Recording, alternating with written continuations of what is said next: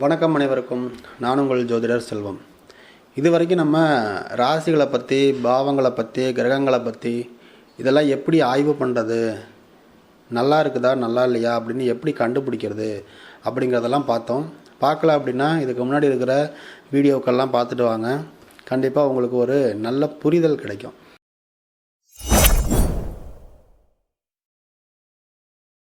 ஒரு ஜாதகம் முதல் தரமான ஜாதகமா, நல்ல வலுவான ஜாதகமா அப்படிங்கிறதெல்லாம் எப்படி கண்டுபிடிக்கிறது? ஒரு ஜாதகம் வந்துருச்சு, இந்த ஜாதகம் செமையான ஜாதகம், இந்த ஜாதகம் கஷ்டம்தான் இப்படின்னு ஒரு ஜாதகத்தை தரம் பிரிக்கிறதுலாம் இருக்குது. முதல் தரமான ஜாதகம் எது, இரண்டாம் தரமான ஜாதகம் எது, மூன்றாம் தரமான ஜாதகம் எது, 3 மடங்கு பலம் உள்ள ஜாதகம் எது, இந்த மாதிரியெல்லாம் ஒரு ஜாதகத்தை நம்ம வகைப்படுத்தலாம். கிரகங்களை பார்க்கும் பொழுது அங்கிட்டு இங்கிட்டு உட்காந்துருக்க மாதிரி தான் இருக்கும். ஆனால் அந்த ஜாதகத்தை பார்த்திங்கன்னா அவனோட சக்ஸஸ் ரேட்லாம் பயங்கரமாக இருக்கும். ஆனால் நம்ம எங்கேயோ மிஸ் பண்ணுறோம், எதையோ ஒன்றும் பார்க்காம விட்டுட்டோம் அப்படின்னு நாம் தான் அதை திருத்திக்கணும். சரிங்களா? அப்போது ஒரு முதல் தரமான ஜாதகம் அப்படின்னா ஒரு ஜாதகத்தை பார்த்தோன்னா எப்படி கண்டுபிடிக்கிறது அப்படிங்கிறத தான் இந்த வீடியோவில் பார்க்க போகிறோம். வீடியோ பிடிச்சிருந்துச்சின்னா மறக்காமல் லைக் பண்ணி சப்ஸ்கிரைப் பண்ணி சப்போர்ட் பண்ணுங்கள். உங்கள் ஜோதிட நண்பர்களுக்கும் உங்கள் ஃபேமிலி ஃப்ரெண்ட்ஸுக்கும் ஜோதிடத்தை பற்றி கற்றுக்கணும், படிக்கணும், தெரிஞ்சுக்கணுன்னு ஆர்வமாக இருக்கிறவங்களுக்கும் இந்த வீடியோவை ஷேர் பண்ணி விடுங்க. கட்டாயம் உங்களுக்கு பயனுள்ளதாக இருக்கும். இப்போது உதாரணமாக ஒரு ஜாதகத்தை எடுத்துக்கிட்டோம்னா முதல் தரமான வழுக்கள் அப்படின்னு சொல்கிறது இந்த திரிகோண பாவங்கள், கேந்திர பாவங்கள், இது எல்லாமே முதல் தரமான ஒரு வலு கொண்டது. இரண்டாம் தரமான ஒரு வலு அப்படிங்கிறது இந்த பணபரஸ்தானம்னு பார்த்தோம் பார்த்தீங்களா, 2, 5, 8, 11 இந்த பாவங்கள் எல்லாமே இரண்டாம் தர வலு உள்ள ஜாதக அமைப்பு. மூன்றாம் தர வலு உள்ள ஜாதக அமைப்புனா அபோகுலிய ஸ்தானம் பார்த்தோம் பார்த்தீங்களா, 3, 6, 9, 12 இதெல்லாம் மூன்றாம் தர வலு உள்ள ஒரு ஜாதக அமைப்பாக இருக்கும். இப்போது இந்த திரிகோணங்கள், கேந்திரங்கள் அப்படிங்கிற ஸ்தானத்தில் கிரகங்கள் போய் அமருது பார்த்தீங்களா, அந்த கிரகங்கள்லேயும் முதல் தரமான வலுவுள்ள கிரகங்கள், இரண்டாம் தரமான வலுவுள்ள கிரகங்கள் இப்படின்னு இருக்குது. இதில் முதல் தரமான வலுவுள்ள கிரகங்கள்னு பார்த்தோம்னா சூரியனும் சந்திரனும் முதல் தரமான ஒரு வலுவுள்ள ஜாதகம். ஏன்னா சூரியன் அப்படிங்கிறவர் தான் மொத்தத்துக்குமே அதிபதி. நம்ம இன்றைக்கி மனுஷனாக இருக்கிறோம், உயிரோடு இருக்கிறோம், சாப்பிட்றோம், எல்லாத்தையும் அனுபவிக்கிறோம் அப்படின்னா அதுக்கு மூலக்காரணம் சூரியன் தான். அடுத்ததாக சந்திரன். சந்திரனுங்கிறவர் தான் மனசுக்கும் உடலுக்கும் காரகமாக இருக்கிறார். அப்போது ஒரு மனிதனுக்கு ஜீவன் வேணும், அவனுக்கு நல்ல மனசு வேணும், நல்ல உடல் வேணும், தேகம் நல்லபடியாக இருக்கணும் அப்படின்னா இவங்க 2 பேரும் அவசியம். இப்போ இவங்க 2 பேரும் நல்லா இருந்துட்டாங்க, நல்ல ஸ்தானங்களில் போய் அமர்ந்துட்டாங்கன்னாலே அந்த ஜாதகம் முதல் தரமான வலுவுள்ள ஜாதகம். அப்போ சூரியனும் சந்திரனும் திரிகோணத்திலேயோ அல்லது கேந்திரத்திலேயோ இருக்கிறாங்க அப்படின்னா அந்த ஜாதகம் ஒரு தரமான ஜாதகம் அப்படின்னு அர்த்தம். அப்போ மற்ற கிரகங்களுக்கெல்லாம் என்ன சார் நிலை அப்படின்னா, இந்த முதல் தரம்னு சொன்னது சூரியனும் சந்திரனும். இந்த ராகுவும் கேதுவும் நிழல் கிரகங்கள். எந்த ராசியில் போய் உக்காந்துருக்குதோ அந்த ராசியை தன்னுடைய வீடாக பாவித்து அந்த கிரகம் வேலை செய்யும். ஒரு கூடு விட்டு கூடு பாயிற மாதிரின்னு வச்சுக்கோங்களேன். அந்த மாதிரி தான் அது எந்த வீட்டுக்கு போதோ அந்த வீட்டால் அது மாறிக்கும், ஒரு பச்சோந்தி மாதிரி. மற்ற இந்த பஞ்சாதி கிரகங்கள்னு சொல்லக்கூடிய செவ்வாய், புதன், குரு, சுக்கிரன், சனி இவர்கள்லாம் இந்த திரிகோணம் கேந்திரம் அடையும் பொழுது அடுத்த நிலை வலுவுள்ள ஒரு ஜாதகமாக நம்ம எடுத்துக்கலாம். சார் 9 கிரகத்தையும் தான் சொல்லிட்டீங்க, இதில் வலு இல்லைன்னு எப்படி சார் இருக்குது? நம்ம முன்னாடி பார்த்தோம் பார்த்தீங்களா போன வீடியோக்களில், அந்த அமைப்புகளை வச்சு தரம் பிரிச்சுக்க வேண்டியது தான்.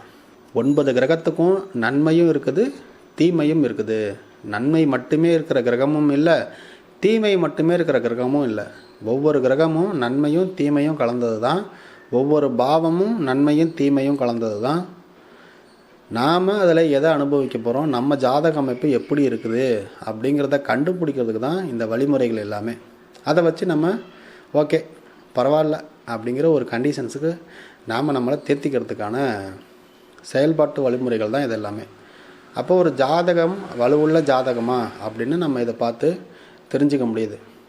அடுத்ததாக இந்த ஜாதகத்தில் லக்னாதிபதி அப்படின்னு சொல்லக்கூடிய ஆள் திரிகோணத்தில் கேந்திரத்தில் அமர்ந்தாலும் அல்லது அந்த லக்னத்தில் சூரியன் சந்திரன் இவர்கள் அமர்ந்தாலும் அது ஒரு முதல் தரமான ஒரு ஜாதகம் அப்படின்னு நம்ம முடிவுக்கு வரலாம். அடுத்ததாக ஒரு லக்னம் இருக்குது, அந்த லக்னத்தில் ஒரு உச்ச கிரகம் அமர்ந்திருக்கிறது. அது ஒரு ராசியாக தானே இருக்கும். ஒரு லக்னம் ஒரு ராசியில் குறிக்கப்படுது. அந்த ராசியில் உச்சமடையக்கூடிய கிரகம் அந்த ராசியில் உச்சமாக இருக்கலாம். அதாவது அந்த ராசியினுடைய உச்சாதிபதி அப்படின்னு சொல்லலாம். லக்னாதிபதி உச்சம் பெறணும், லக்னாதிபதி திரிகோணங்கள் கேந்திரங்களில் அமரணும். அந்த ராசியில் உச்சமடையக்கூடிய கிரகமும் திரிகோணம் கேந்திரம் அடைஞ்சிச்சு அப்படின்னா அது ஒரு முதல் தரமான வலுவுள்ள ஜாதகம் அப்படின்னு நம்ம எடுத்துக்கலாம். இந்த லக்ன கேந்திரங்கள் அப்படின்னு சொல்கிறதுல 1, 4, 7, 10 இந்த இடங்களில் நம்ம அசுபஸ்தானங்கள்னு பார்த்தோம் இல்லைங்களா, 6ஆம் இடம், 8ஆம் இடம், 12ஆம் இடம்னு. இந்த 6, 8, 12ஆம் அதிபதிகள் போய் இந்த கேந்திர பாவங்களில் அந்த ஜாதகத்தில் அமராமல் இருக்கணும், உக்காராமல் இருக்கணும். அதையும் நம்ம செக் பண்ணிக்கணும். அந்த மாதிரி இல்லாமல் இருந்துச்சு, இந்த கேந்திரங்களுக்கு 6, 8, 12 அதிபதிகளோட தொடர்பு இல்லாமல் இருக்குது அப்படின்னாலுமே அந்த ஜாதகம் ஒரு முதல் தரமான ஜாதகம் தான். கேந்திரஸ்தானங்கள் 1, 4, 7, 10 இந்த 1, 4, 7, 10 சுபர்கள் அமர்றது, இயற்கை சுபர்கள் அல்லது லக்னாதிபதிகள் அமர்றது. அது ஒரு வீட்டில் அமரலாம், 1ல் இருக்கலாம், அல்லது 1, 4ல் இருக்கலாம், அல்லது 1, 4, 7ல் இருக்கலாம், 1, 4, 7, 10ல் இருக்கலாம்.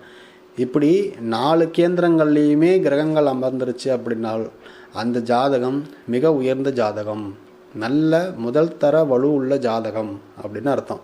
அடுத்ததாக நம்ம சூரியனையும் சந்திரனையும் ரொம்ப முக்கியத்துவம் கொடுத்து பார்க்குறோம். அப்போ அந்த சூரியனுக்கு கேந்திரங்களில், சூரியன் நின்ற ராசிக்கு கேந்திர பாவங்களில் இந்த ராகு நிற்கக்கூடாது. அது நின்றுச்சு அப்படின்னா சூரியனால் கொடுக்கக்கூடிய பலன்களை ராகுவால் பாதிக்கப்படும். அதாவது கிரகணம் பிடிக்குது அப்படின்னு சொல்லுவாங்க. அதே மாதிரி சந்திரன் நின்ற ராசிக்கு கேந்திரங்களில் கேதுங்கிற பகவான் நிற்கக்கூடாது.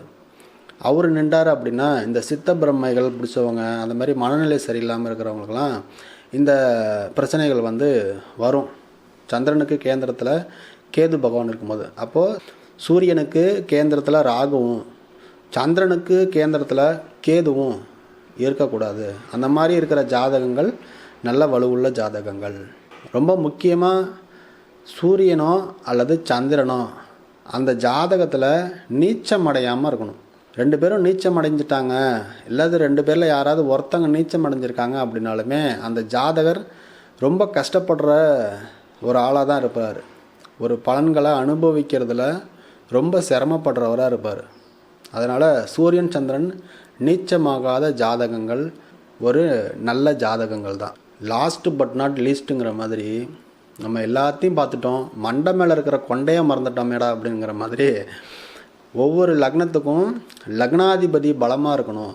லக்னாதிபதி பலமாக இருந்தால் தான் மிச்சம் இருக்கக்கூடிய 11 பாவங்களில் இருக்கிற பலன்களையும் அந்த லக்னாதிபதியால் அனுபவிக்க முடியும். புரியுதுங்களா? நம்ம சூரியனை பார்த்துட்டோம், சந்திரனை பார்த்துட்டோம், திரிகோணம் கேந்திரம், அடடா அருமை அருமை அப்படின்லாம் பார்த்துட்டு கடைசியாக இந்த மாதிரி கொண்டையை மறந்த மாதிரி லக்னாதிபதியை மறந்துட்டோம்டா, அந்த ஆளு எங்கடா போனான், லக்னாதிபதியோட நிலையவே நம்ம பார்க்காம விட்டுட்டோம்டா அப்படின்னு இருக்கக்கூடாது. அதனால் ஃபஸ்ட்டு லாஸ்ட் பட் நாட் லிஸ்ட்டுங்கிற மாதிரி நம்ம லக்னாதிபதி பலமாக இருக்கணும். ஆட்சியாக இருக்கலாம், உச்சமாக இருக்கலாம், மூல திரிகோணத்தில் இருக்கலாம், வர்க்கோத்தமம் அடைஞ்சிருக்கலாம், புஷ்கர நவாம்ச பாதத்தில் இருக்கலாம், சுபர்களோடு சேர்ந்து இருக்கலாம், சுபர்களுடைய பார்வையில் இருக்கலாம். இந்த மாதிரி ஒரு நல்ல நிலையில் திரிகோணத்தில் இருக்கலாம், கேந்திரத்தில் இருக்கலாம். இந்த மாதிரி லக்னாதிபதியினுடைய நிலையை கட்டாயம் அந்த ஜாதகத்தில் நம்ம பார்த்தே ஆகணும். லக்னாதிபதி கெட்டால் மொத்தமும் கெட்டு போச்சுன்னு அர்த்தம். ஏண்டா எல்லாமே இருக்கு, வகை வகையாக பலகாரங்கள் இருக்குது, ஆனால் டயபெட்டிஸு ஒன்றையும் ஆயில வைக்க முடியாது இல்லையா? அந்த மாதிரி தன்மை இல்லாமல் இருக்கிற ஜாதகங்கள் முதல் தரமான வலுவுள்ள ஜாதகங்கள். ஒரு ஜாதகத்தை பார்க்கும்போது இந்த ஜாதகம் தேறிடும், இந்த ஜாதகம் சூப்பர் அப்படின்னு நாம் பலன் சொல்ல ஆரம்பிக்கிறதுக்கு முன்னாடி இதை எல்லாத்தையும் நம்ம ஆய்வு பண்ணி ஒரு கால்குலேஷனுக்கு வந்ததுக்கப்புறம் தான் ஒரு ஜாதகத்துக்கு பலன் சொல்கிறது சரியாக இருக்கும்.